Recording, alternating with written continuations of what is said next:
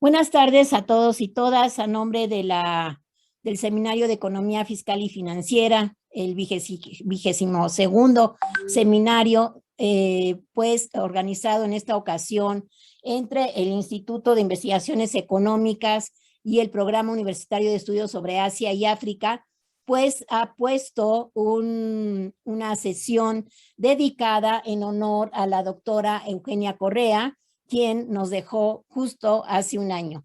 Esta sesión dedicada a ella está plasmada en los artículos del primer cuatrimestre de Ola Financiera, donde se vacían en este número artículos inéditos en español de la doctora Correa, y qué bueno, para esto, qué mejor que sus alumnos moderen, más allá de moderar, estamos esperando al moderador, al doctor Sergio Cabrera, que en algún momento se incorpora, por problemas técnicos no está, pero está por incorporarse. Pero voy a iniciar primero, bueno, están con nosotros José Francisco Reyes, Elizabeth Concha, Diana Bicher, y les voy a ir dando la palabra, pero quiero presentar al primer ponente, que es José Francisco Reyes. José Francisco Reyes, él es maestro, tiene una maestría y un doctorado en economía en la UNAM, es profesor de tiempo completo, definitivo, y también pertenece al CONACYT, es miembro evaluador acreditado de CONACYT, también dictaminador del PI y de los proyectos PAPIT. Él fue fundador y coordinador de la licenciatura en Economía en la ENES León, en la UNAM, es una sede que tenemos en la Escuela Nacional de Estudios Superiores en León, Guanajuato, y también es el fundador y gerente de la incubadora de empresas de esta escuela. Él fue consejero universitario, consejero académico del área de las ciencias sociales, los CAS, y consejero técnico de la UNAM, y actualmente es integrante del comité académico del programa de posgrados en economía, del posgrado en economía. Y sus estudios principalmente son el sistema financiero, la política monetaria y el papel de la banca y las aseguradoras. Obtuvo el premio a la investigación económica Jesús Gil Baser Herzog en el año 2008, que es un premio que otorga el Instituto de Investigaciones Económicas al mejor artículo publicado en la revista, que es Problemas del Desarrollo, Revista Latinoamericana de Economía, que es el órgano de difusión del instituto. Él ha publicado varios libros, artículos especializados y ha asesorado diversas tesis de licenciatura, maestría y doctorado. Y también ha dirigido diversos proyectos de investigación PAPIT y PAPIME, y en la actualidad es integrante de la Red Internacional de Economía Fiscal, Financiera y Monetaria, REDEFIN. También esta red es organizadora de este seminario. Bien, pues le damos la palabra al doctor José Francisco Reyes. José Francisco, pues te paso el micrófono. Adelante. Alicia, muchas gracias. Es un honor para mí estar aquí con ustedes. También agradezco a todos los que están aquí presentes. Bueno, efectivamente, lo que vamos a tratar de hacer es un homenaje con este número 41 de la revista Ola Financiera. Voy a compartir rápidamente el documento que preparamos para esta presentación. Muchas gracias por su atención. Pues lo primero que quiero señalar es que Eugenia Correa fue una destacadísima economista e investigadora, sobre todo social, pero lo más importante es que era una excelente ser humana. Voy a hablar en la primera parte sobre ella, y la segunda parte específicamente sobre el artículo que me tocó presentar. Eugenia Correa estuvo 40 años como investigadora. Obtuvo el nivel más elevado de SNI, el 3, en el Sistema Nacional de Investigadores del CONACYT. Efectivamente es una estudiosa, fue una estudiosa heterodoxa. que trató diversas problemáticas macroeconómicas, financieras, de desarrollo, crisis, austeridad y equidad de géneros fueron sus dos últimos temas preponderantes. Siempre hizo una crítica a la política fiscal y monetaria, todo lo que es lo que se conoce como el proceso de austeridad, de crisis. Fue una trabajadora incansable y formuladora de muchos investigadores y académicos también independientes. Hizo profundas reflexiones heterodoxas y metodológicamente a mí me parece que es muy destacada porque justamente con esas teorías desarrolló su investigación y las conclusiones y descubrimientos que fue obteniendo eran consecuentes, congruentes con eso. Fue escritora de una gran cantidad de publicaciones indexadas, libros, artículos, de libros también, organizadora de muchos seminarios y eventos a nivel nacional e internacional y ganadora de muchos premios. No voy a extenderme mucho porque no tengo mucho tiempo. Tuve algunas vivencias personales con ella. Cuando la conocí iba caminando por los pasillos con Pedro Paz. Y más adelante, aproximadamente unas semanas después, me presentó a Samuel Lichtenstein, que estaba en el CIDE en aquel momento, elaborando algunas revistas que eran de primerísima calidad. También me decía en ocasiones, en las asesorías de tesis, que dialogara con los autores, cuidara la redacción. Me decía, ten claridad en tus ideas y plásmalas en los textos. Citando un poco la introducción que hace en esta revista Juan Carlos Moreno Brid, decía él que Eugenia, y con lo cual estoy de acuerdo, decía, voy, abro puertas para los demás y vuelvo.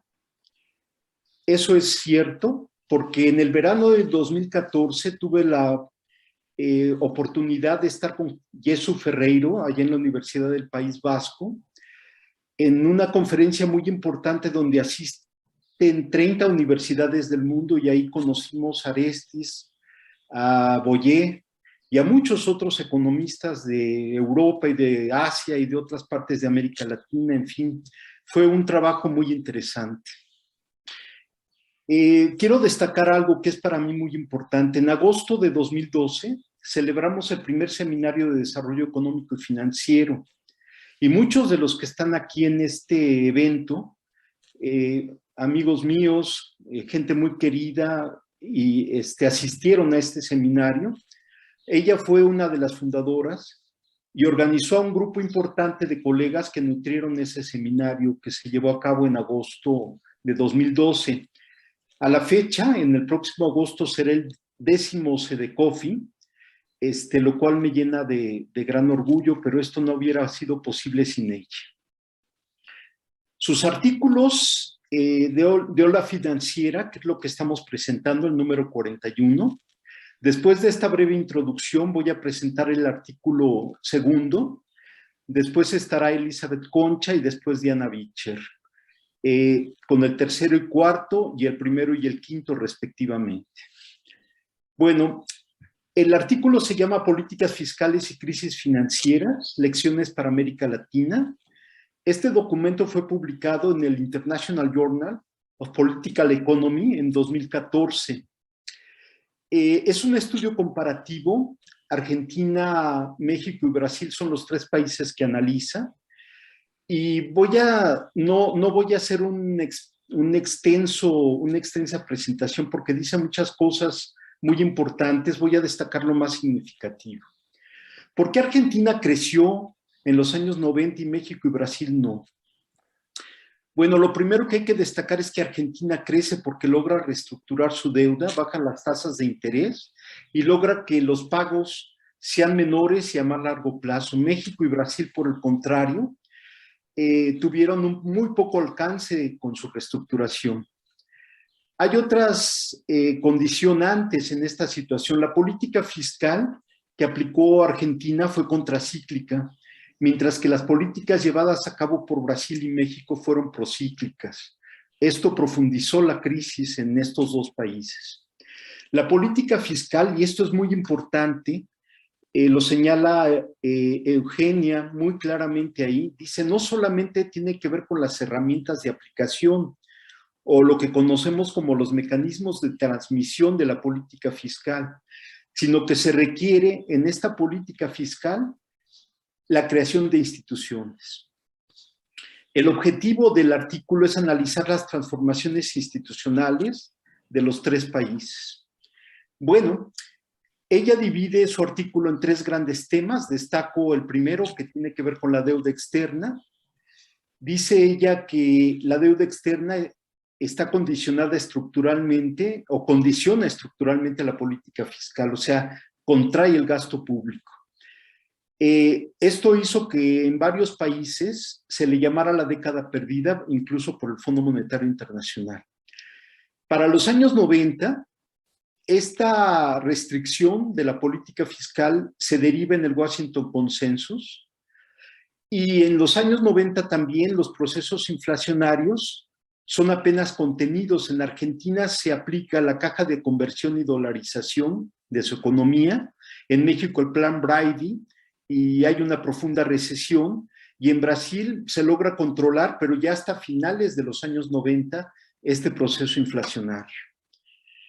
El aspecto clave es que la política fiscal, nos dice Eugenia, depende del pago de los intereses de la deuda, lo cual tiene un efecto presupuestal. La disminución de la entrada de capitales, la caída de los precios de las exportaciones, sobre todo los commodities, y la presión sobre los superávits primarios. En los años 90, Argentina, como decía, redujo su deuda. Brasil y México expandieron su deuda interna y disminuyó un poco la externa. Eso les abrió un poco de espacio en estos años. En el año 2009, por la crisis financiera exactamente, el pago de deuda volvió a crecer. Ahora, el segundo punto se refiere a todo el andamiaje de reformas institucionales. Aquí están señaladas las más importantes. Yo los invito a que analicen y vean el documento que ella está presentando, porque hace un análisis muy detallado de cada una de estas distintas reformas institucionales.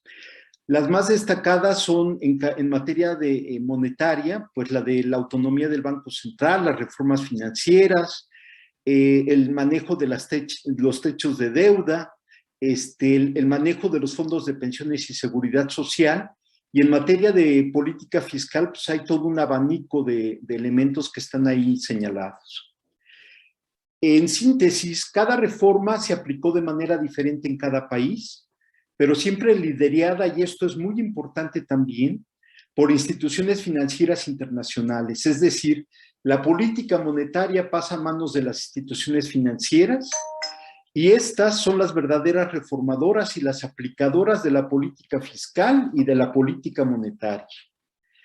La política fiscal soberana requiere entonces cambios políticos e institucionales con gobiernos que estén comprometidos con esos cambios. Esa es una de las primeras conclusiones que saca Eugenia.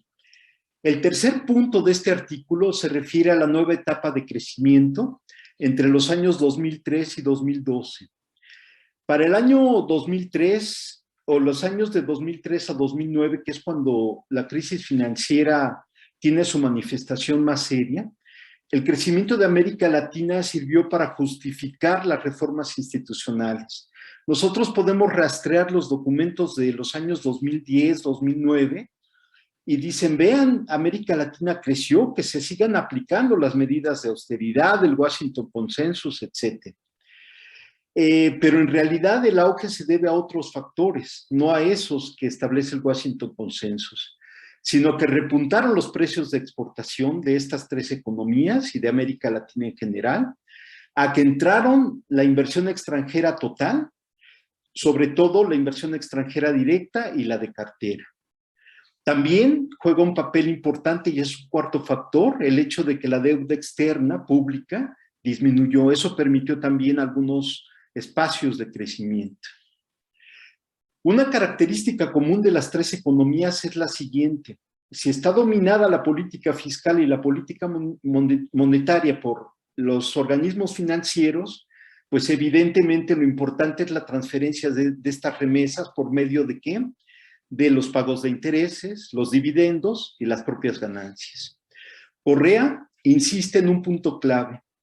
Las intensas crisis financieras, por un lado, y la expansión de los conglomerados financieros, por otro, han llevado a que la crisis se transfiera desde las sedes de las matrices bancarias hacia las filiales en todo el mundo. Esto es muy importante. Si volvemos al gasto público específicamente, en el periodo que se analiza, Argentina entre 2003 y 2012 aumentó 9 puntos porcentuales con respecto al PIB, su gasto público, mientras que Brasil solo lo hizo 1% y en México solo 2 puntos porcentuales del PIB. En México específicamente, la contención del crecimiento del crédito interno, junto con los precios de las exportaciones y las entradas de inversión extranjera, son elementos que explican el nimio crecimiento de esos años. ¿Qué concluimos? Que hay obstáculos institucionales en la política fiscal y que son el principal problema del crecimiento. Este es el enfoque institucionalista que Eugenia imprime en este escrito. Señala que Argentina logró renegociar su deuda y eso generó un mayor gasto público en niveles importantes. Y la vuelta a la seguridad social de los contribuyentes, es decir, esto que se conoce como la cobertura universal para las pensiones. Brasil y México no entraron en esa dinámica, aplicaron políticas restrictivas. Concretamente, Brasil, el crecimiento lo basó en la expansión del crédito interno por la escasez ya de la deuda externa y por el agravante de la misma, y por la dinámica de la inversión extranjera. México en esos años también basó un poco su crecimiento en las exportaciones petroleras y también en la inversión extranjera de esos años. Argentina menos y Brasil más, junto con México, son importantes proveedores de rentas para los bancos, los inversionistas institucionales y las empresas no financieras. Y cierra el artículo con un ejemplo. Dice, en el año 2002, Banco de Bilbao Vizcaya, o Argentaria más bien, significó que las filiales de este banco mexicanas aportaran el 35% de las ganancias totales, mientras que en el caso brasileño, el 28% de las utilidades generadas por las filiales significaron el total de las utilidades de Santander. Querida Eugenia, muchas gracias. Muchas gracias, José Francisco. Una vez más estamos frente a nuestra querida compañera, amiga, Eugenia Correa, una mujer multifacética y de sus múltiples aspectos que habría que destacar es su vida docente de investigación y de difusión. Para ello, justamente tenemos a tres de sus alumnas, José Francisco, que ha hecho una presentación de uno de los documentos, y igualmente tendremos a nuestras dos compañeras, Elizabeth Concha, que es nuestra compañera de la Universidad Autónoma Metropolitana Ixtapalapa, y habría que decir que estos documentos, de alguna manera, lo que tratan es uno de los temas centrales, que es el problema del dinero. El dinero como un bien público, y que de alguna manera, en este mismo sentido, nuestra compañera Eugenia Correa insiste en que si es un bien público debe de servir para el bienestar social. Bueno, sobre esta idea, sobre estas premisas, pues me parece a mí que los documentos que estamos ahora analizando justamente van en ese sentido.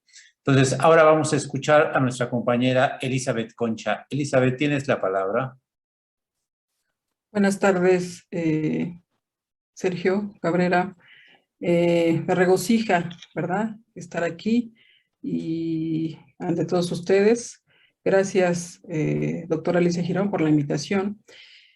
Y sobre todo, pues, esta oportunidad, ¿verdad?, de poder estar platicando parte del legado que nos dejó la doctora Eugenia Correa. En este evento que inicia, ¿verdad?, la revista Hola Financiera en su número especial, Eugenia Correa, y que también hemos hecho algún ejercicio en nuestra Universidad Autónoma Metropolitana Iztapalapa.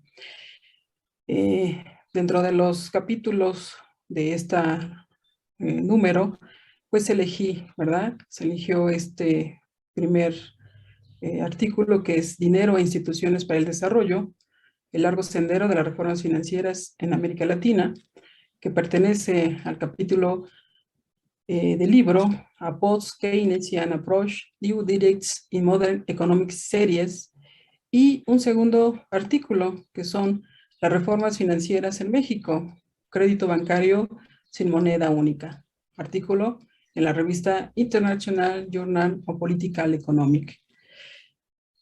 Parto, ¿verdad? Parto de sintetizar, de platicarles a grandes rasgos, pues el primer artículo. No sin antes hacerles una invitación a revisar todo este número de revista de Hola Financiera, la misma revista Hola Financiera y mucho más documentos de nuestra maestra. La doctora Correa, en este primer artículo, plantea de una manera general una problemática estructural presente en América Latina. Y es una problemática que va en dos sentidos: problemas de deuda y problemas de financiamiento.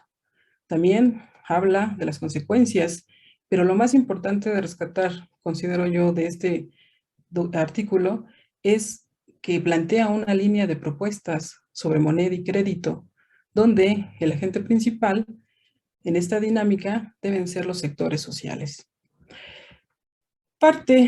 Comienza su argumento señalando que América Latina es una exportadora de capitales y va desarrollando esta idea o este argumento.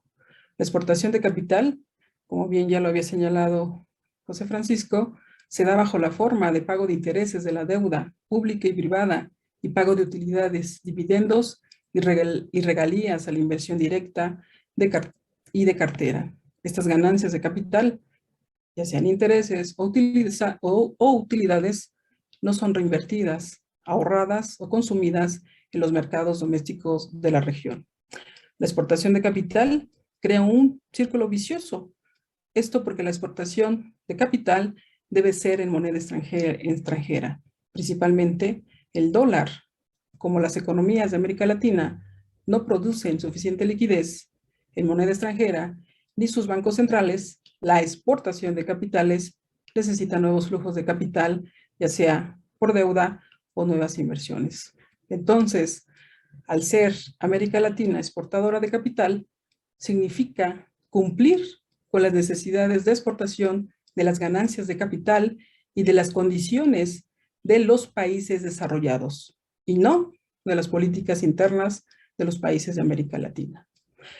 Dentro de su análisis y su conocimiento, pues señala un ejemplo y un protagonista muy importante de la década de los 70, y fue la banca estadounidense, que una vez rotos los acuerdos de Bretton Woods, su crédito se expande en muchas economías de América Latina, en otros espacios emergentes y de desarrollo, saltando toda la regulación financiera surgida de los años 30, dinámica que les permitió una constante ampliación de sus rentas financieras denominadas en dólares, convirtiendo al dólar en la expresión monetaria de las ganancias de capital procedentes de todas las partes del mundo.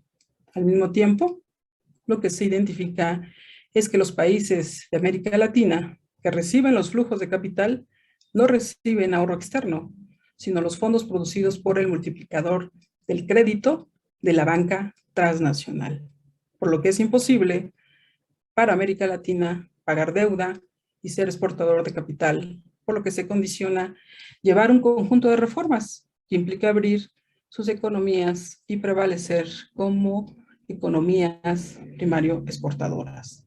Esas reformas, una vez que estalla la deuda de la década de los 80, pues las conocemos como lo que es señalado en el Consenso de Washington y señala, no vamos a describir, ¿verdad?, cada una de las políticas, como bien dice José Francisco, en los anteriores artículos podemos encontrar una descripción detallada. Pero sí, ¿qué significó estas políticas del Consenso de Washington? Y lo que señala la doctora Correa es que significó una destrucción de la capacidad endógena de crecimiento de las economías de América Latina, por la creciente transferencia de capitales y el agotamiento del proceso de acumulación interna de las economías, y también la ruina de las finanzas públicas y la quiebra de los estados nacionales. Solamente por un objetivo planteado en estas políticas, ¿no?, la reducción del déficit fiscal y el equilibrio de las finanzas públicas y una recuperación del pago, de la capacidad de pago de los compromisos externos. De manera general, y cito de manera textual a la doctora, señala, casi un cuarto de siglo de estas políticas han destruido, aunque de manera desigual, no solamente la capacidad soberana de los estados nacionales sobre su moneda, su crédito, su economía, ejército, política y territorio, sino también desestructurando las redes sociales y políticas que permitan la construcción mínima de consensos, la legitimidad y la gobernabilidad.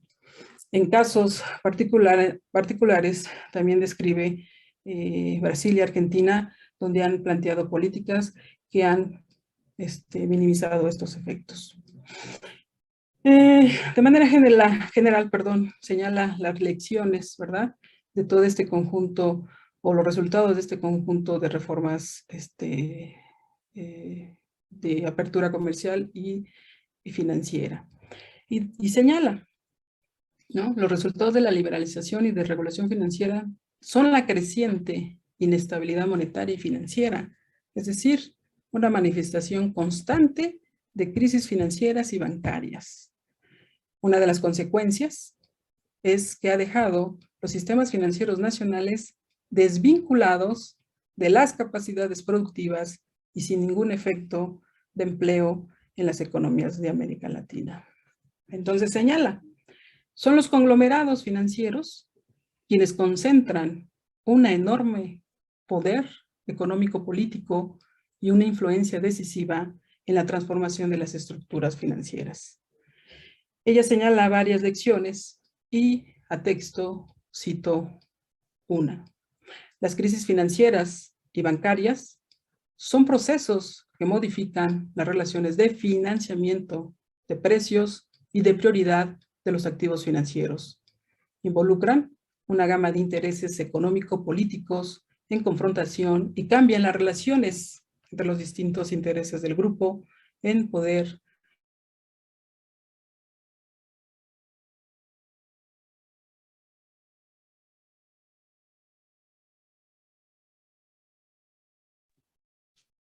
Se nos fue.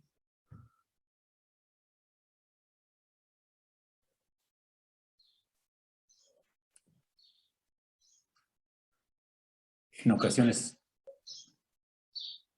ocasiones creo que habría que rezarle a la tecnología porque de repente nos deja en el aire, así como ahora dejaron a nuestra compañera Elizabeth. Bueno, en lo que retoma Elizabeth la comunicación,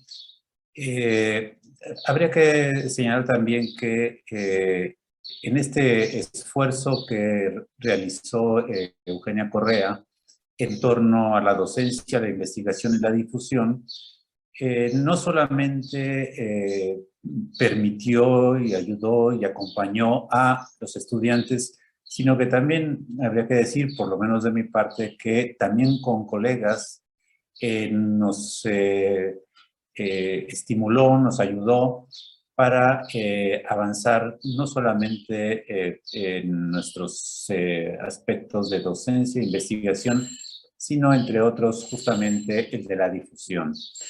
Prueba de ello, pues aquí hay varios compañeros que están a lo largo de la República Mexicana que fueron alumnos en estos varios Ahorita te ámbitos y que ahora somos colegas, ajá, igualmente en el campo de la investigación. Varios de nosotros y de los alumnos que ahora están siendo nuestros colegas, pues también han avanzado, me parece a mí, en el tema de la investigación, de la difusión, como el caso que vemos aquí de José Francisco, que tiene ya una serie de publicaciones donde ha coordinado, organizado, de manera, me parece a mí que muy eficiente es su trabajo en León, y también nuestro compañero Roberto Soto, que pues nos hemos encontrado desde que, como diría alguien, desde que éramos pequeños. Ajá. Y bueno,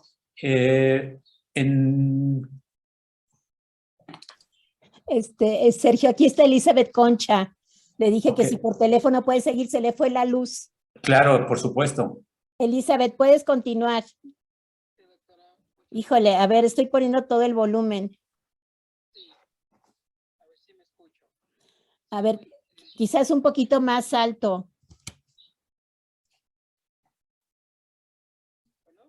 Sí, te escucho muy, muy lejos.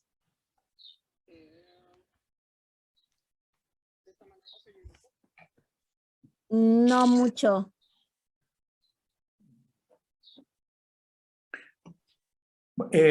Podemos proceder a que si retoma, bueno, si llega otra vez la luz, podemos escuchar a nuestra compañera Diana Bicher, perdón. Ok. Y esperamos a ver si puede enlazarse nuestra compañera Elizabeth. Diana Bicher es otra de nuestras compañeras que ahora se desempeña en la Facultad de Ciencias Políticas y Sociales de la UNAM, y pues le cedemos la palabra.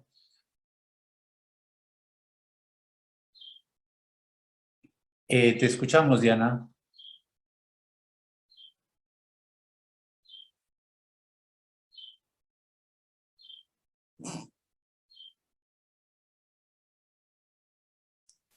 Perdón, si no falla la tecnología nos ponemos nerviosos y fallamos nosotros. Perdón, buenas tardes. Pues es un enorme gusto estar con todos ustedes. Y pues bueno, inicio con una felicitación, y en cuanto me digan que está lista la doctora, pues hacemos el cambio. Incluso puede ser que yo dé un trabajo y después ella se incorpore. Esperemos. Sí, es mejor, Diana. Perfecto. Bueno, pues en primer lugar, además de agradecer la moderación del doctor Cabrera, pues también felicitar esta ocasión en la que hemos coincidido en esta presentación el doctor José Francisco Reyes y la doctora Elizabeth Concha. Pues bueno, inicio con lo que es obligado, y que es felicitar a la doctora Alicia Girón, junto con todos los que han contribuido para hacer posible la edición del 22º Seminario de Economía Fiscal y Financiera, que en este año se titula Seminario Crédito Público y Privado, Experiencias Nacionales y Globales en la Crisis Actual. Y pues bueno, sí quisiera hacer una mención especial y enviar un abrazo fraterno al doctor Gregorio Vidal, lo mismo que a la doctora Laura y Fernanda Vidal Correa. Como les decía, es un gran honor tener la oportunidad de participar en este seminario, y en particular en esta presentación del número 41 de la revista Hola Financiera, que tan atinadamente se ha dedicado a nuestra entrañable maestra, la doctora Eugenia Correa, quien sin duda, y creo que nadie podrá pensar de una manera diferente, ha sido un invaluable pasión del seminario, de la revista, y pues de muchas de las carreras que hemos desarrollado quienes estamos en este seminario. Bueno, yo voy a tener el enorme gusto de presentar dos trabajos que, bueno, ya me hizo favor el doctor José Francisco Reyes de anunciarlos hace un rato. El primero se titula Cambios institucionales durante las crisis financieras, 2 puntos, lecciones para América Latina, y el segundo, que se titula Impacto de la privatización de la seguridad social en el presupuesto, ¿no? Con énfasis en particular en las mujeres como doblemente desprotegidas. Y bueno, Antes de iniciar, me gustaría hacer un poquito de contexto, un poquito de manera de como lo hizo el José Francisco, porque pues estos seminarios que se queden grabados, y la idea es pues también centrar y contextualizar la importancia que ha tenido la doctora Correa en el tratamiento de estos temas, los temas que nosotros estamos tratando ahora en esta revista con los artículos no publicados en español de la doctora Correa, pues bueno, no son artículos aislados, ¿no? Como podrán darse cuenta alrededor de la forma en que se ha ido abordando el contenido de los diferentes artículos, pues hay convergencias en términos de estas líneas de investigación que la doctora ha tenido, y que en este caso, pues bueno, los trabajos que que voy a comentarles, pues tratan con la parte de las reformas, la crisis, la cuestión de las pensiones y el asunto de género, ¿no? Entonces, pues bueno, la doctora tiene muchos trabajos en este sentido. Me gustaría mencionar brevemente algunos, que bueno, muchos de ellos están en libros o revistas que se han hecho en colaboración con otros autores y con otras personalidades que han contribuido de manera muy importante al tratamiento de estos temas. Entonces, por ejemplo, la crisis financiera en América Latina los ha tratado en textos como Las reformas estructurales, continuidad y financiarización, los países de América Latina, que justamente es un texto de 2014. En otros textos, por ejemplo, en América Latina, Desarrollo, Estructura e Inserción Externa y Sociedad, un libro en coordinación, otro texto titulado Reformas Financieras en América Latina, coordinado precisamente por la doctora Girón y otra autora, y en la parte de reformas económicas, soberanía y poder político, que también es un tema sumamente interesante. En el tema de género, algunos trabajos son, por ejemplo, el pensamiento feminista, ¿no? En una antología por ahí, la crisis económica y la situación de las mujeres, trabajo y protección social en América del Norte, políticas de equidad de género en la Unión Europea, el cambio democrático y el desarrollo con perspectiva de género, también en coautoría, el empoderamiento de las mujeres en los partidos políticos. Este tema lo ha tratado en diferentes artículos, cultura y derechos humanos, y bueno, en el caso de pensiones, pues hay trabajos como crisis y privatización de los fondos de pensión, pensiones y reformas financieras en América Latina. En fin, como pueden ustedes deducir a partir de lo que les estoy comentando, pues el legado de la doctora Correa es inmenso en estos temas. No son temas tratados de pronto, son temas en los cuales la doctora profundizó bastante, ¿no? Y entonces todo ese material está disponible, sobre todo para que las nuevas generaciones, todos los alumnos que están haciendo sus trabajos de investigación, que están empezando a interesarse en los temas, pues bueno, tengan en este trabajo, en este gran legado que nos ha dejado la doctora Correa, pues un gran mar y un gran legado de consulta en términos de estos temas. Y bueno, entonces procederé primero a hacer la mención, algunos comentarios respecto a los trabajos que me tocó a mí. En el primero, titulado Cambios institucionales durante las crisis financieras, bueno, pues resaltar que es un documento que originalmente fue publicado en el Journal of Economic Issues de 2014. Bueno, ¿qué podemos encontrar en este texto? Bueno, pues vamos a encontrar un bagaje muy interesante en términos de la referencia a los 30 años que se han hecho, en los cuales se han hecho reformas de ajuste, reformas estructurales, en la búsqueda de entender por qué se considera que para resolver los efectos de las crisis financieras solamente se tienen que hacer cambios regulatorios sobre el capital y la reserva de los bancos, ¿no? La doctora se hace esa pregunta y también nos dice, bueno, realmente es cierto que cuando una crisis financiera termina, todo vuelve a la normalidad. Pues evidentemente que no, y ella pone el dedo en ese renglón para cuestionar y buscar esto, pues sí, desvelar todo lo que hay más allá, ¿no? Entonces, bueno, de entrada nos dice la doctora, hay que analizar el fenómeno desde el enfoque teórico post-keynesiano institucionalista, ¿no? Ya nos da por ahí una pista, nos comenta que en el caso particular de América Latina, pues hay más complicaciones todavía, muchas dificultades para poder frenar o abolir todas estas políticas de autoridad que han derivado en una gran cantidad de cambios institucionales y que pues bueno, las vivimos y que no nada más ha cambiado eso, sino también han cambiado aspectos muy importantes dentro de las sociedades.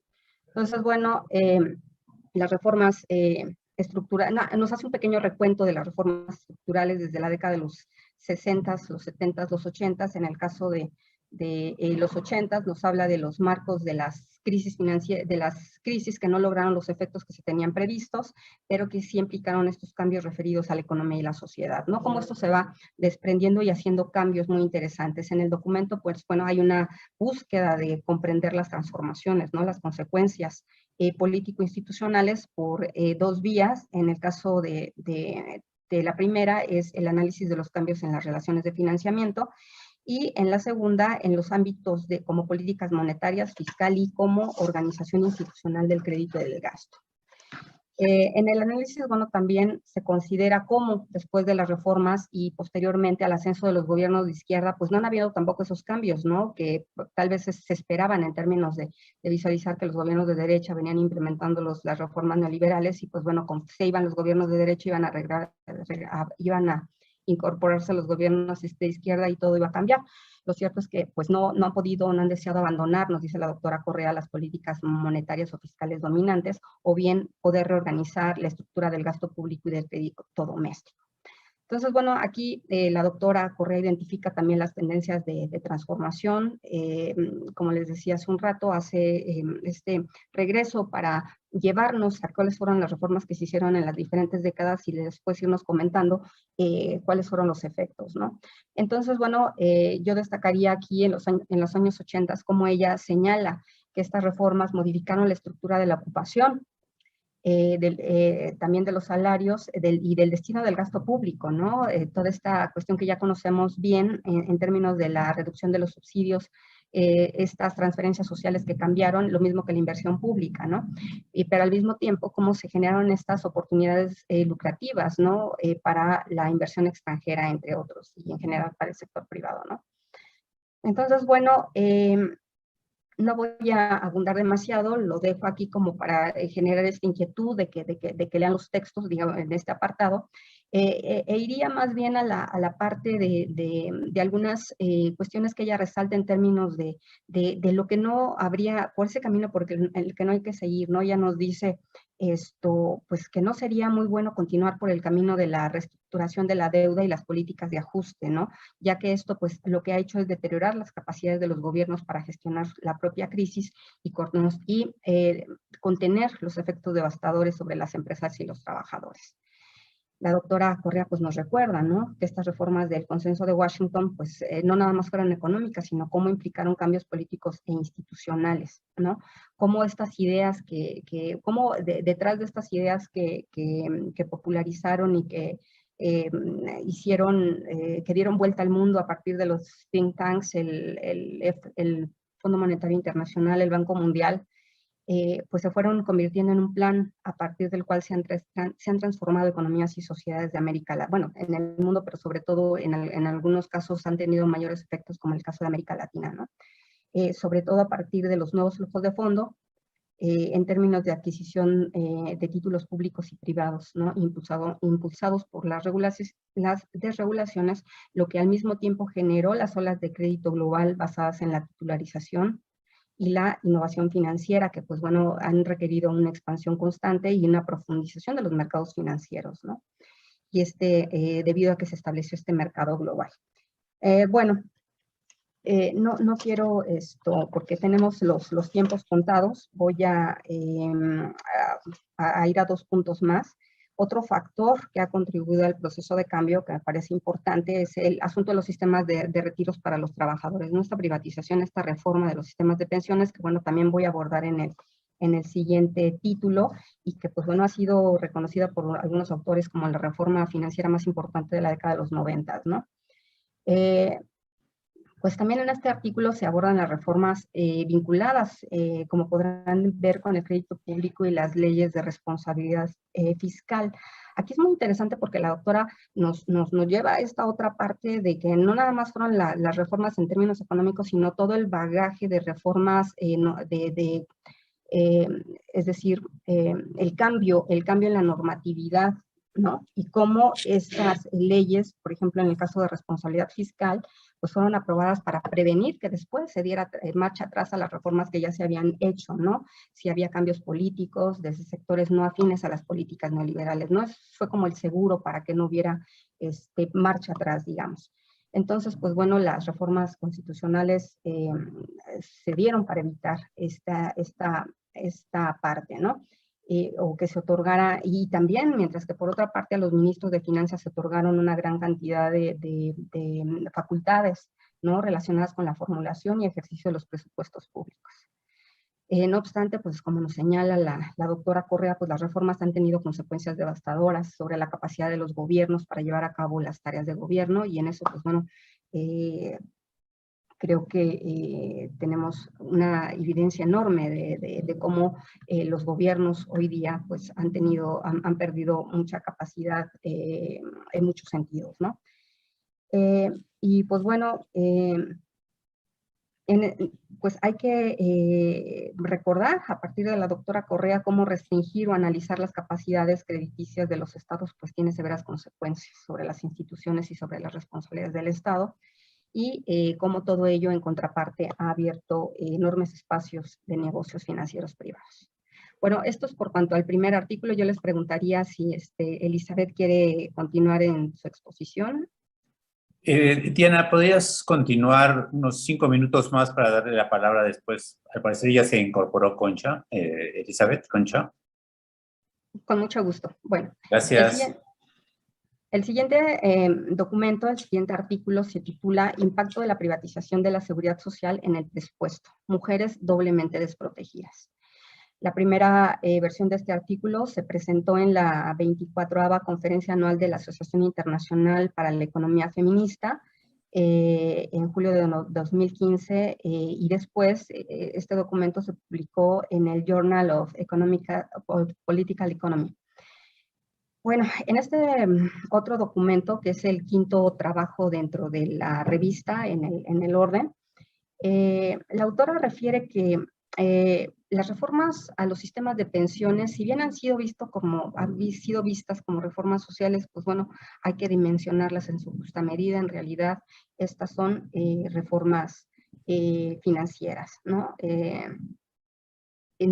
Y esto, pues bueno, tiene prueba de que no han sido reformas sociales en términos de que no han incrementado a la parte de la población que cuenta con seguridad social. Y en este sentido, las mujeres que en nuestros tiempos son más en términos poblacionales y además tienen una mayor esperanza de vida, pues se encuentran en una situación de precariedad laboral todavía mayor. Aquí, pues bueno, en este documento se abordan las implicaciones fiscales que conllevó la transición del sistema de pensiones. Es un aspecto muy importante a subrayar de este documento, ¿no? ¿Qué es lo que pasa cuando se da este cambio, ¿no? Desde las pensiones en el sentido que se venían llevando y una vez que se pasan al sector privado, ¿no? ¿Qué es lo que sucede ahí en ese inter que parece que no fue tan bien contemplado y que ha generado una gran cantidad de problemáticas? Bueno, entonces nos explica también las razones de la reforma de los sistemas de pensiones desde el Banco Mundial, ¿no? Que fueron quienes pues sí, digamos que pusieron en la mesa la necesidad inminente de hacer estas reformas, ¿no? Entre los argumentos que se dieron, pues bueno, fueron los factores demográficos, la idea del incremento de la esperanza de vida y la deuda pública, ¿no? Que se incrementaba. Entonces ahí el Banco Mundial en sus diferentes documentos pues estableció, ¿no? Que era necesaria esta reforma. Entonces, bueno, ahí la autora, entre muchas otras cosas, sostiene que la privatización acelerada de este sistema de pensiones en América Latina, pues solo ha sido exitosa en términos de ser una reforma financiera, pero que como reforma social ha fallado en su implementación. En el documento pues vamos a poder visualizar que se abordan pues diferentes partes, entre las cuales está el origen financiero de las reformas al sistema de pensiones y sus objetivos, cómo han sido estos objetivos sociales de la reforma y cuáles efectivamente fueron sus resultados, cómo pues bueno la cobertura no ha aumentado como ya lo comenté, y a pesar de que la afiliación es alta, el número de contribuciones sigue siendo bajo, ¿no? Se discuten entonces las consecuencias fiscales de la reforma Y pues bueno, finalmente se analiza cuáles han sido en particular las consecuencias de las reformas en términos de los efectos que la austeridad ha generado en el empleo de las mujeres. Y pues bueno, digamos que ya abundando, y digo, seguiría yo hasta que me indiquen que ya está lista. Eli. Bueno, mira, al parecer ya está con nosotros nuestra compañera Elizabeth. Elizabeth, ¿podrías continuar con tu exposición? Sí, una disculpa, ¿verdad? No, Estamos, al sí, contrario, muchas gracias por hacer el esfuerzo. estamos Continuamos contigo, Elizabeth. y ando invadiendo un cuarto que no es mío, ¿verdad? Para poderme conectar en este homenaje, en este evento tan importante. Bueno, yo estaba terminando la exposición del capítulo 3 de la revista Hola Financiera y me parece muy importante porque dentro de la estructura que fui señalando era la línea de propuesta que mantiene la doctora Eugenia Correa. Y me parece muy importante resaltarlo, ¿no? Ella hace una línea de propuesta para una nueva estructura financiera y nos hace reflexionar sobre lo siguiente.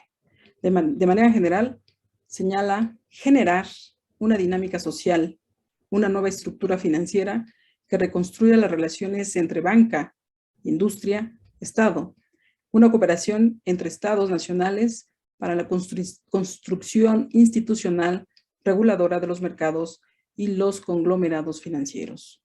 Una creación de dinero y distribución de dinero con gestión social. Gestión social.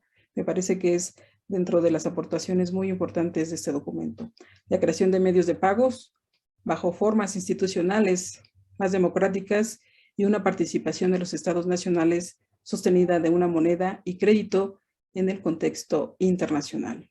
En sí, una reconstrucción institucional de la moneda y el crédito con participación del gasto público, banca de desarrollo, regulación y recuperación del conocimiento y gestión de los sectores sociales. Así termina ese artículo de nuestra revista La Financiera. El siguiente, que es el cuarto, las reformas financieras en México, crédito bancario sin moneda única. Crédito bancario sin moneda única, arma una discusión la doctora Eugenia Correa dentro de los resultados que se tienen del Tratado de Libre Comercio. Y uno de ellos es eso, un crédito bancario sin moneda única y con repercusiones muy fuertes en el financiamiento de nuestro país. Parte de la primicia del Tratado de Libre Comercio con América del Norte. Y señala que es una propuesta de apertura comercial, ¿verdad?, que se tenía en la década de los 70, pero que se paraliza una vez con la presencia de la crisis de deuda. Y en esos entonces, en el discurso oficial se planteaba la regionalización del crédito, una unión monetaria y la dolarización de la economía. Sin embargo, con la presencia de esta situación, de esta crisis, pues se lleva a cabo un conjunto de reformas que las resumen, las reformas económicas de primera, segunda, tercera, cuarta generación. Entonces, lo que hace la doctora Correa, porque ella es especialista en todos estos fenómenos, ¿verdad?, es una síntesis del proceso de liberalización y de las reformas financieras llevadas a cabo en la década de los 80. Me parece importante señalar 3 puntos del proceso de liberalización financiera. Y una es que en ese entonces se forma un sector bancario universal, es decir, una reorganización de los servicios financieros y una concentración de los recursos en pequeños grupos financieros. Se crean también los CETES, en esa necesidad de financiamiento del gobierno, se crean los CETES, pero sin duda una de las características importantes y que lleva al contexto de deuda es que se autorizan los depósitos en moneda extranjera y hay operaciones con instrumentos de corto plazo, lo que permitió más tarde la dolarización de los depósitos y un vínculo con las tasas de interés de los mercados financieros extranjeros. Ante este proceso y ante una acción de política monetaria de Estados Unidos, es de subir las tasas de interés de 5 al 20%. Esto ocasionó que la banca ya no pudiera cumplir con la rentabilidad de largo plazo y entonces se da un elemento para el estallido de la deuda externa en la década de los 80. Y establecido, ¿verdad?, las políticas contenidas en las reformas económicas, la reforma financiera igual lo sintetiza en varios puntos. Ya se han comentado en esta participación de mis colegas, pero también hay que remarcar uno de ellos, ¿verdad? Y esto es la eliminación de los límites de los tipos de interés y comisiones de los servicios financieros. La eliminación del coeficiente de liquidez, anteriormente conocido como encaje legal. Y una vez que se recapitalizaron la banca nacionalizada en la década de los 80, inmediatamente se privatizó. Y ya comenzando el nuevo milenio, podemos identificar una de las características que va señalando el argumento de la doctora. El sistema financiero mexicano dominado por la banca extranjera, banca global, teniendo la participación de más del 80% de los activos del sistema financiero mexicano. Y un elemento muy importante, los que conocemos un poquito de la historia del sistema financiero mexicano, es el papel de la banca de desarrollo. Y cómo estas reformas le pegan a la banca de desarrollo en esa búsqueda de la modernización del sistema financiero, y es pasar de una banca de primer piso a ser la banca de desarrollo, una banca de segundo piso. Ante esta situación o ante este contexto, pues estalla la crisis, ¿verdad? 94-95. Y una de las características que no podemos olvidar dentro del análisis que está planteando la doctora en este documento es la presencia de esta banca global, pero su presencia ante un contexto de apertura comercial y financiera es crear un modelo global de negocio basado en la titulización y en la construcción de una enorme red de intermediarios financieros, inversionistas institucionales y vehículos de inversión. Un modelo que permitió efectivamente mantener e incrementar la rentabilidad de una manera muy rápida. Entonces, ¿qué significó el Tratado de Libre Comercio? Para la economía mexicana fue más que un proceso de apertura comercial y financiera. Resultó ser un mecanismo, ¿verdad?, para proteger las filiales instaladas en en México y en América Latina de la banca global. Y en un contexto de tercera reforma financiera y crisis mundial, el TELCAN mostró o evidenció una paradoja del actuar del Banco Central. Banco de México es legalmente independiente de su gobierno federal, pero está sujeto en términos de la coordinación monetaria de la Reserva Federal de Estados Unidos. Esto provoca una pérdida de la capacidad del ahorro local, así como de movilización de recursos y ampliación del crédito para la inversión productiva. El título de este artículo pues comienza con una de las consecuencias: crédito sin moneda única, ¿no? Una banca global desvinculada totalmente de una coordinación de política económica, un interés solamente de obtener altas ganancias y no llevar el financiamiento a los sectores productivos de México. Y de manera general, ella menciona e ilustra con gráficas parte de los resultados del TELCAN. Y va en contra de muchos de los argumentos que hemos estado escuchando y del discurso oficial. Y puedo puntualizarlos en 5, o ella los va señalando. Y es que no hay crecimiento económico. Las tendencias del empleo y mercado laboral están estancadas. Y hay un crecimiento en la brecha de desigualdad en la economía mexicana. El crédito interno al sector privado no bancario permanece estancado y es muy marcado a partir de 1998. Y esto ha hecho que se diversifiquen las fuentes de financiamiento. Un gasto público por debajo del ritmo de Estados Unidos y de Canadá. Y estos son parte de los elementos de análisis, de resultados, de consecuencias, de propuestas que la doctora Eugenia Correa manifiesta en estos dos artículos que me tocó de manera general platicarles, comentarles, y también invitar a que ustedes descubran muchos más elementos dependiendo de los intereses y de la formación de cada uno de nosotros.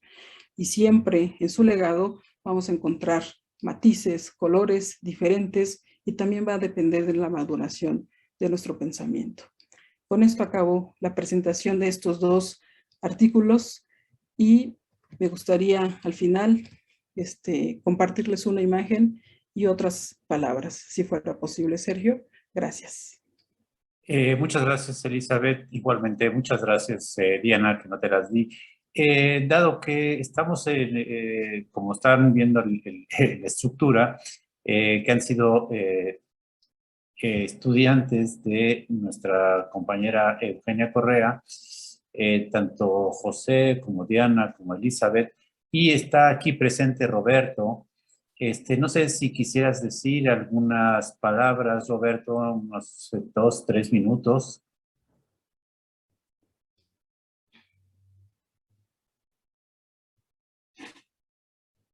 Sí, ¿me escucho? Sí. No, primero, felicidades a los tres, comentaristas en esta sesión de la revista, a los doctores, compañeros, amigos, a Elizabeth, Diana y José Francisco. Gracias por los comentarios en esta sesión en homenaje, en memoria de la doctora Eugenia Correa, y gracias a las organizadoras de este seminario, a usted también, maestro Sergio Cabrera, por esta iniciativa. Y pues nada, el comentario es muy breve y voy a retomar lo que mencionó José Francisco, creo que era en la lámina 1, si no me equivoco, que viajaba para abrirle camino a los demás. Entonces yo creo que esa es una gran enseñanza que todos deberíamos de aprender, y que bueno, algunos estamos tratando de imitar en menor o mayor medida, y por supuesto el aprendizaje que se tiene de ella hacia nosotros, y que nosotros tratamos de transmitir a otras generaciones. Yo creo, para mí eso es lo más importante. Y bueno, aparte del conocimiento y experiencia empírica y teórica que nos mostró a lo largo de su carrera académica, yo con esa parte me quedo. Y bueno, y todo eso se ve plasmado en los trabajos que se han presentado a lo largo de todos estos años en la revista Hola Financiera. Yo creo que eso es fundamental para transmitir el conocimiento, este conocimiento de economía financiera heterodoxa, crítica, que es distinta a los criterios que se están tomando en otras revistas que son muy de corte ortodoxo. Entonces yo creo que ese es el baluarte, el valor de que nos enseñó y nos sigue enseñando la doctora Eugenia Correa a través de la revista Hola Financiera, que por supuesto debemos de continuar y tratar de mejorar. Y eso es todo. Muy bien, muchas gracias, Roberto. Bueno, sin duda que lo que habría que destacar es que se ha tratado de un trabajo colaborativo, donde todos, tanto alumnos en un inicio como profesores, pues este trabajo colaborativo ha permitido que se haya formado este grupo que tiene una perspectiva peculiar sobre la economía. Es una visión crítica donde confluyen diferentes pensamientos, pero fundamentalmente es una perspectiva crítica. También habría que decir que el trabajo de Eugenia Correa pues consistió, como el de también nuestra compañera Alicia Girón, en abrir esas puertas para los colegas, pero también, y es muy importante el punto, para los alumnos, que parte de esta apertura de puertas permitió que pudieran ingresar y realizar los objetivos de muchos de los estudiantes en aquel momento de convertirse en académicos. El potencial que había y que hay en los estudiantes, sin duda que es muy importante, pero también, sin duda que ha sido muy importante, muy aleccionador, como dijo ahorita Roberto, el trabajo, pues, de Eugenia Correa y de este grupo, de este trío, pero no es ni los Panchos ni nadie, es un trío que fue ha sido muy útil para los estudiantes y para el mismo grupo que fue Eugenia Correa, Alicia Gerón y Patricia Rodríguez. Bueno, si Francisco, tú quisieras comentar algo para dar una última vuelta, ¿quisieras hacer algún comentario, alguna sugerencia? Bueno, gracias, Sergio. Al principio de mi presentación me faltó hacer referencia a ti y justamente cuando lo iba a hacer te desconectaste, te estabas por saludar. Sí, hay problemas todavía con el sistema de Zoom, que se supone que es el más poderoso, pero como podemos, logramos el objetivo, ¿no? Quiero agradecer las palabras de Roberto, de Diana, de Elizabeth que me antecedieron. Creo que la línea de pensamiento de Eugenia Correa está dirigida a un propósito. El propósito es mejorar las condiciones de vida de la población. Eso es lo que uno observa, olfatea en todos los escritos que ella hizo. Ese es el propósito esencial. Y para ello nos enseñó, junto con Alicia, que había que nutrirnos de un marco teórico consistente, fuerte, no un marco teórico que tuviera contradicciones, sino que tuviera la consistencia suficiente para poder tomar en cuenta y en consideración los avances de investigación de nuestros profesores, de nuestros guías, tutores y de muchos otros investigadores que han nutrido nuestra formación y que debe de ser acompañada por la otra pata de la investigación, la pata del empirismo, si se le quiere llamar así, del análisis estadístico, de la comprobación estadística.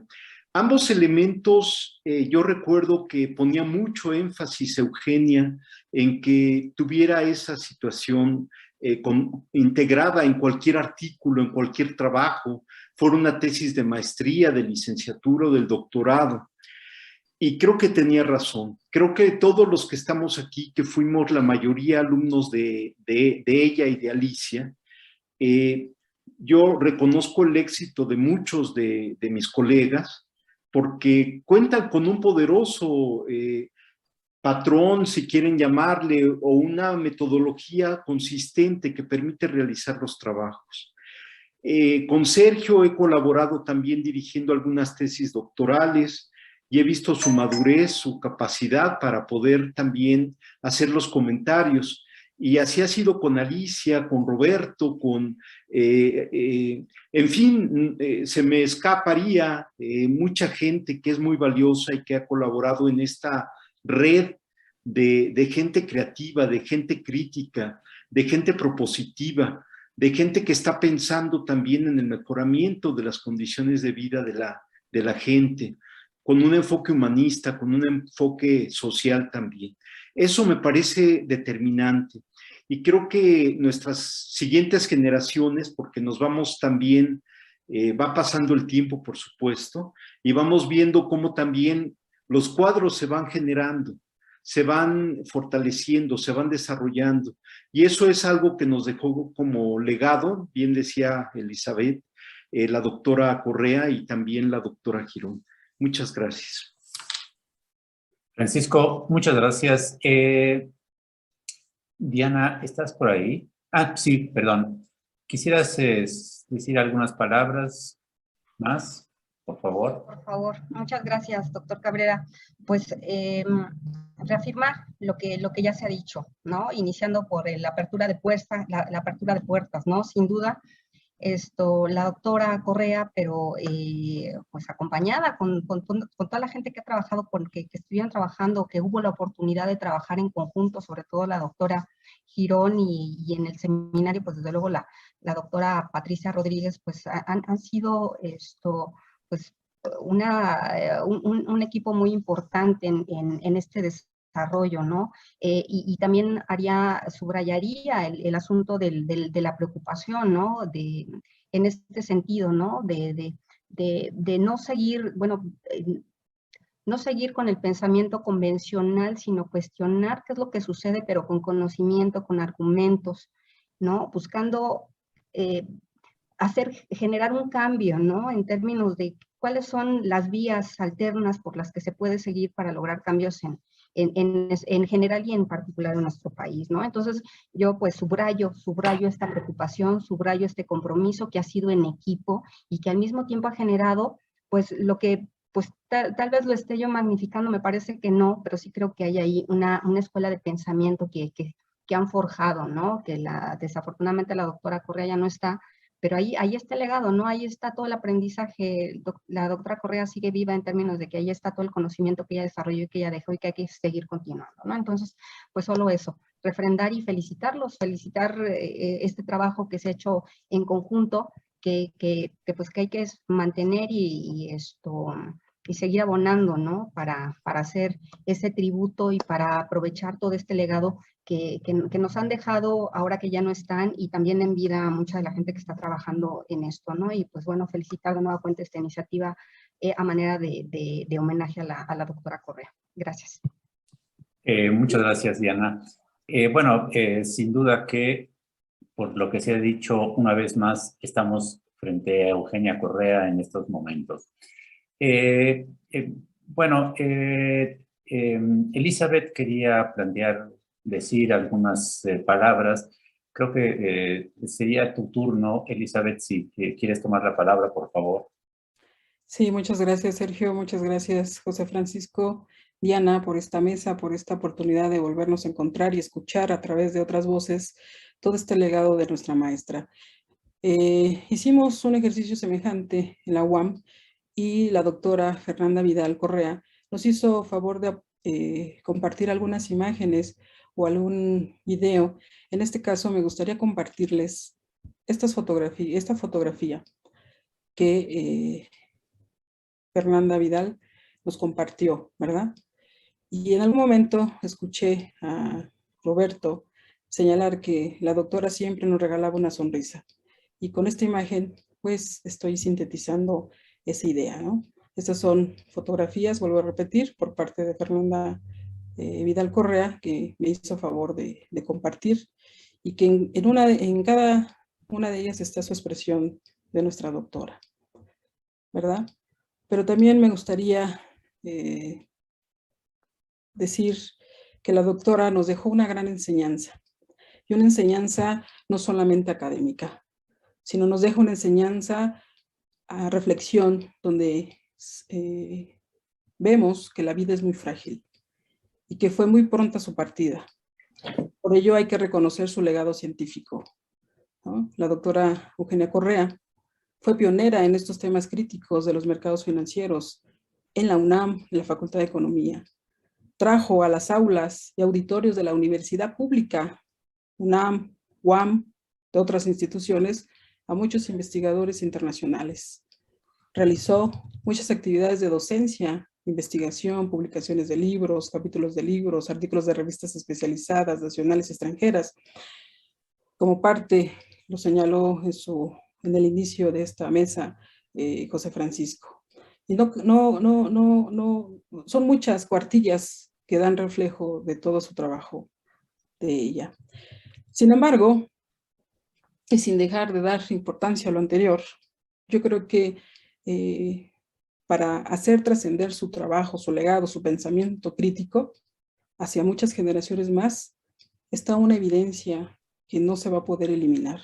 Y es que ella nos dirigió muchas tesis, ¿no? la de licenciatura, la de maestría y doctorado, a muchos de nosotros y a muchos más. Y creo que ahí hay una responsabilidad por parte de este conjunto de alumnos para poder seguir, vuelvo a decir, enseñando su legado y su pensamiento crítico. Y también hay que reconocer que esto no hubiera sido posible, ¿verdad?, sin la presencia de su hermana académica, la doctora Alicia Girón, y la maestra Patricia Rodríguez, y muchos becarios que hemos sido parte de este equipo académico. Gracias, doctora María Eugenia Correa Vázquez, por su conocimiento, su apapacho, sus caricias y su aportación científica. Con eso termino, Sergio. Gracias. Muchas gracias, Elizabeth. Bueno, justamente porque está con nosotros su, como diría Benedetti, su compañera, amiga, cómplice y todo,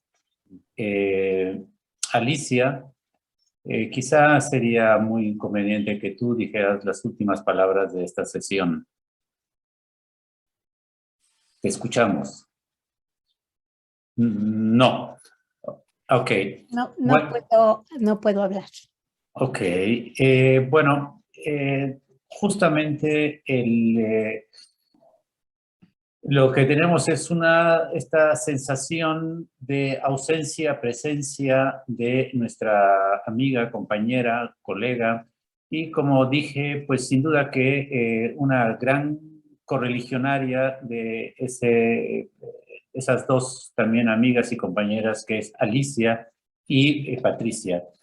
Creo que una muestra de trabajo colectivo es este número donde pues todo el mundo participó, unos haciendo alguna cosa, otros haciendo alguna otra actividad, pero es expresión del trabajo colectivo que hemos ido aprendiendo todos.